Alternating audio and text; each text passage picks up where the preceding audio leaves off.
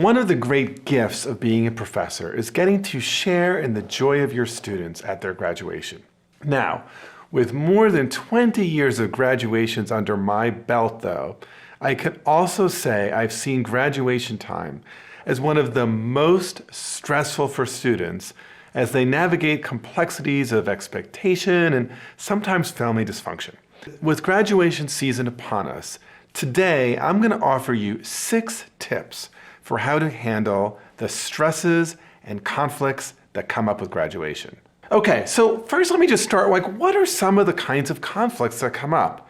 Well, I've seen it all, right? How do I deal with my divorced parents and their poisonous relationship when my mom sees my dad with his new wife? Or how do I spend time with my friends before I'll never see them again, and also with that random cousin who's visiting from Brazil because they're super proud of me? Or maybe how do I manage my boyfriend when I haven't told my dad I'm gay yet? So these are just a few of the kinds of conflicts that come up, and these tips I think are going to be really helpful to you. Also, if you are a parent or a loved one coming to a graduation, I think you will find this advice extremely useful for yourself. First piece here is actually start off before the graduation with your own internal negotiation around expectations. So reality is, right, graduation time is extremely pressured, and you just have to go into it knowing that everything is unlikely to go perfect. But by having an internal negotiation with yourself, you're going to be more prepared to actually take it for what it is and enjoy it as much as you can. So what do I mean by this? Well, if you are a graduating student, one decision you have to make is to what extent for you is it important for the graduation itself to be mostly about you and celebrating you, and frankly, to what extent is it going to be mostly for parents and family? Truth of the matter is that graduations, in many respects, are both of these things. And one of the areas where I have seen really blow up is when a student who's graduating hasn't just taken the time with themselves to really work out what is most important and to how to navigate these very real conflicts. And so I think that just saying to yourself, okay, there's certain things here, it's really for my family and I'm okay with it. And there's certain things here that are extremely important for me, and I am going to set those boundaries and make them very clear, is really important. And I think this leads to a really second important point, because graduation usually consists of a few events, but often there are creative ways that you could actually extend that graduation timeline. So what do I mean by that? Well, if it is really important, for example, that you get to spend some time with cousins who are visiting, it may be possible in advance to say to family, can you come a day earlier? Or can you extend your visit? And I'd really love to spend time with you after graduation. This really lets them have their interest in spending time and celebrating with you met, while at the same time, you get to enjoy some events with your friends who are otherwise leaving the day of graduation.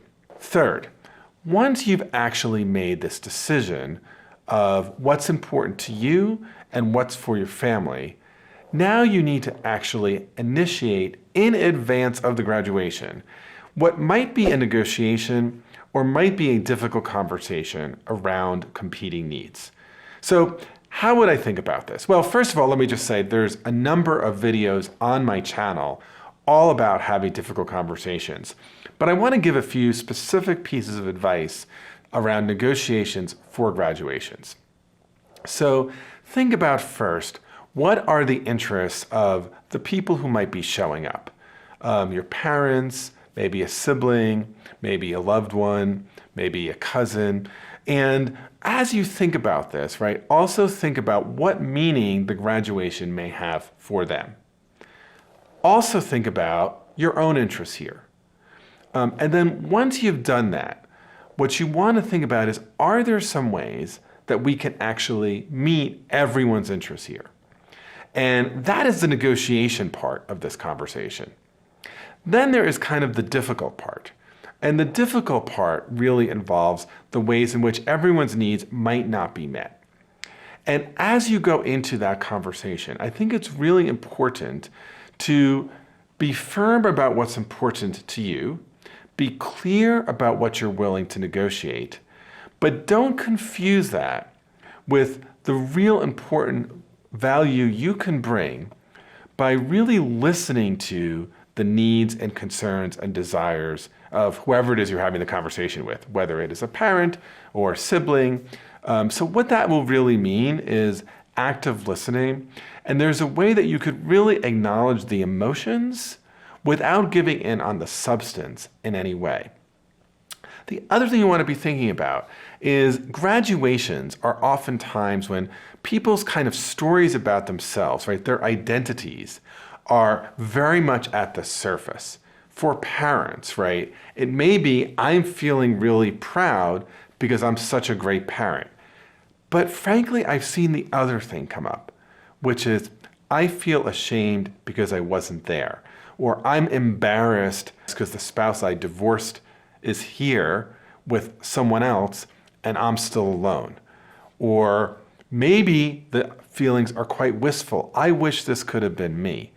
Thinking about those identity issues that might be going on and being really sensitive to them in the difficult conversation can be really helpful. Because one of the things that I have learned is that often the thing we're fighting about, like who's going to get the 3 seats that are allocated, isn't just about, or isn't even primarily about, who's going to get the 3 seats. It's also about where do I rank? Am I important? Was I a success? And that creates all sorts of pressures. And the more you could actually talk about the real issues, the less fraught some of those questions are at graduation. Fourth, it can be really helpful to enlist some people who will really just be there for you at this hard time. Someone who could coach you through a hard conversation, someone who's a good listener, someone who's a counselor. That can make a really big difference. And there's no shame in this. This is a fraught event. Graduations are fraught. So let me share with you a real life story of one of my students from some years ago. This is a student who came from a very Catholic family.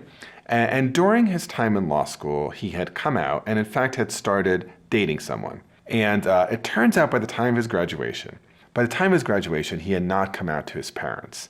And his boyfriend was traveling from out of town to be present at his graduation. And this left my student with many, many sleepless nights because he really wanted his boyfriend to be there. And he just wasn't ready to have the difficult conversation with his parents and how to manage this tense, hard situation. And so what was like not the most elegant solution, but a solution that worked, right, is he came to me and said, would you mind having my boyfriend hang out with you at graduation and at some point coming by my family's graduation lunch table and just saying hi to my family, and then I will get to see my boyfriend for a second and we will introduce him as your friend. Now, this broke my heart for this poor student, but this is a solution that actually worked, and that is what we did. And so just having someone there who can, again, listen and problem solve and be there through a tense conflict can be really helpful.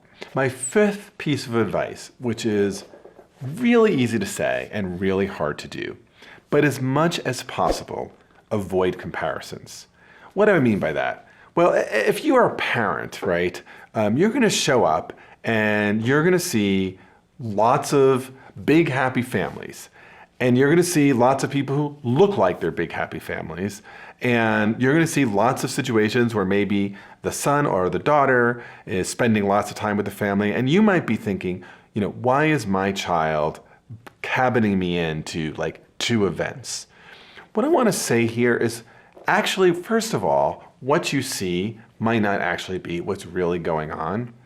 But secondly, right, if you've done this really good preparation work, if you've really had good conversations with, in this case, your graduating child about, your needs, their needs, and how to work this out, that in itself should be sufficient. And starting to make comparisons is just going to make you uncomfortable and unhappy, and probably the rest of your family and your kids as well. Last thing here, and this may not sound like conflict resolution or negotiation advice, but it really is, especially around graduations. Have a sense of humor. These things are major life events. There's often thousands of people there, or maybe if it's a high school, there's hundreds of people there. Things are bound to go wrong. Your uncle is likely to say something that you might feel offended by or embarrassed by. That's okay, right? You are enough. So the more you can kind of have that self-confidence, it's really looping back to that very first tip about having that internal negotiation, the easier it's going to be for you. So to review, here are 6 pieces of advice on how to handle conflicts around graduation. First, have your own internal negotiation first. Understand what parts of this are important for you and what parts of this are frankly going to be for your family. Second, think about ways that you could potentially create value and meet more interests by extending the timeline of graduation celebration beyond just the discrete graduation. Third, once you've done this work, initiate in advance a negotiation or difficult conversation with those in your life with whom it's important to discuss these competing issues. Don't just avoid it and then create an emergency situation on the day of graduation. Lastly, enlist others outside to help you, friends, counselors, coaches, people who would be really good listeners who can support you. Fifth, avoid comparisons. Your family situation, your graduation situation is unique to you. And then lastly, just remember, laughing is always a good way to make it through. Have a sense of humor. You are enough. Keep on learning. Watch this next video, How Do I Negotiate When the Other Side Has More Power? Also, I'd be incredibly grateful if you could do me the honor of subscribing to this channel, liking this video, and ringing the bell so you never miss new content. Okay, you want to graduate to the next video? Click, click.